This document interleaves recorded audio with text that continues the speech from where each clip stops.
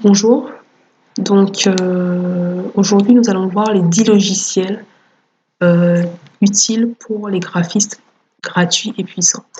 Alors le premier c'est GIMP. GIMP est un logiciel qui permet de faire de la retouche photo. Donc c'est une alternative à Photoshop. Donc vous voyez c'est gratuit et open source. Donc vous pouvez télécharger gratuitement et l'utiliser comme vous voulez. Ensuite vous avez Krita est un logiciel professionnel open source aussi pour faire de la peinture numérique, c'est-à-dire tout ce qui est matte painting, concept art, pour tout ce qui est du genre dessin, de peinture numérique pour des bandes dessinées, des illustrations, tout. Donc voilà, c'est gratuit.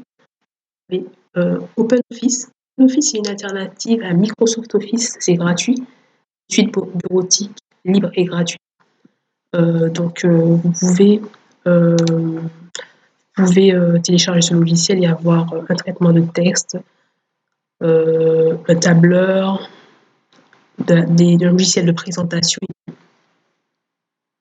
Vous avez Notepad++, vous avez de Notepad++ pour les graphistes. Donc Notepad++, ça permettrait à un graphiste de faire son portfolio, mais il faut savoir programmer. Vous pouvez faire du HTML5 avec du CSS3, du JavaScript, du PHP. Ce sont des langages de programmation. Ensuite, vous avez Blender. Blender 3D, c'est un logiciel open source, libre et gratuit qui vous permet de faire des animations 3D, des films en 3D du genre Shrek, comme Toy Story. Bon, ce sont des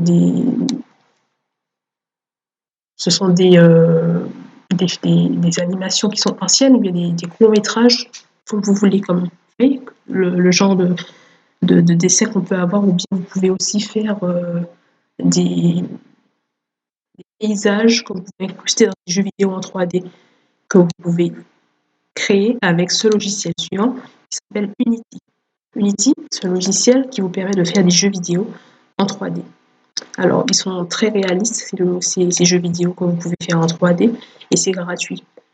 Pourquoi c'est gratuit? Je pense que c'est ça, la plupart des éditeurs de jeux vidéo créent leur propre plateforme pour créer des jeux vidéo. Pour le logiciel, et ils mettent à la disposition des gens de façon à ce que quand vous créez un jeu vidéo et que ça rapporte de l'argent, ils ont un pourcentage dessus. Donc ils ne perdent rien du tout. C'est pareil pour Unreal Engine, pour faire des jeux vidéo en 3D ou des cinématiques hyper réalistes. C'est du même, regardez comment c'est beau, c'est de la même carrure que Unity 3D.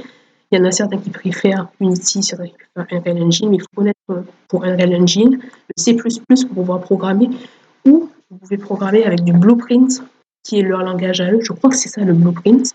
Et pour Unity, c'est du C#. Voilà. Ensuite, vous avez Inkscape. Inkscape, vous permet de faire du dessin vectoriel. C'est quoi le dessin vectoriel?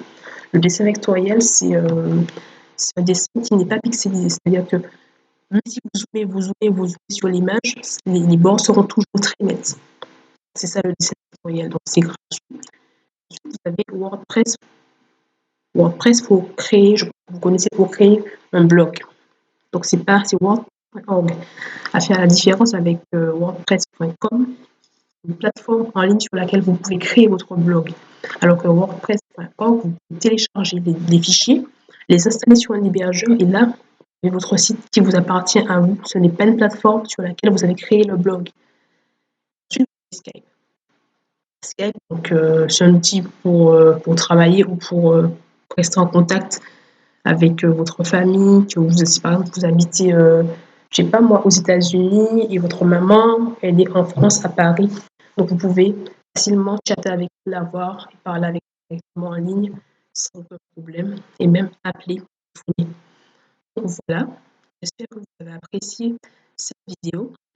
Je vous souhaite une bonne continuation. N'oubliez pas qu'il n'est jamais trop tard pour bien faire. Salut!